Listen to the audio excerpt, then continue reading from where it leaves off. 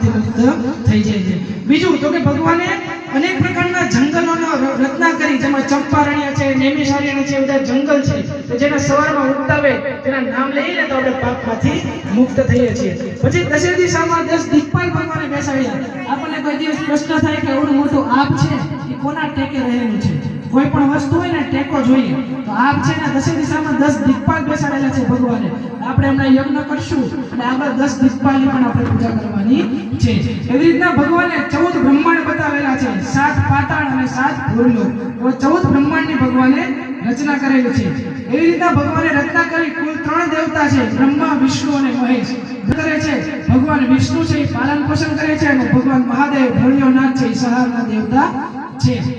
જ્યારે સૃષ્ટિનું સર્જન કર્યું ત્યારે બ્રહ્માજીએ જળચર એટલે જળમાં રહેવા વાળા, ખેચર એટલે ઉડવા વાળા, ભૂચર એટલે જમીન ઉપર રહેવા વાળા અને નિશાચર એટલે રાત્રે 12 વાગ્યા પછી જે જાગે ને એ નિશાચર એટલે રાક્ષસ કહેવાય।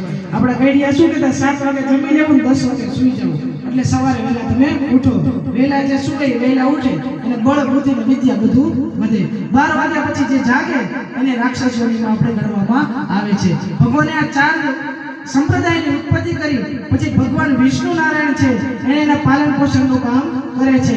ભગવાન વિષ્ણુ કોઈ પણ જણને રાત્રે ભૂખ્યા સુવડાવે, ભૂખ્યા જગાડે કરે પણ ભૂખ્યા સુવડાવતા નથી। પછી ભગવાન રુદ્ર તો કે ભગવાન ભોળાનાથ એ સહારના દેવ છે। જ્યારે આ પૃથ્વી ઉપર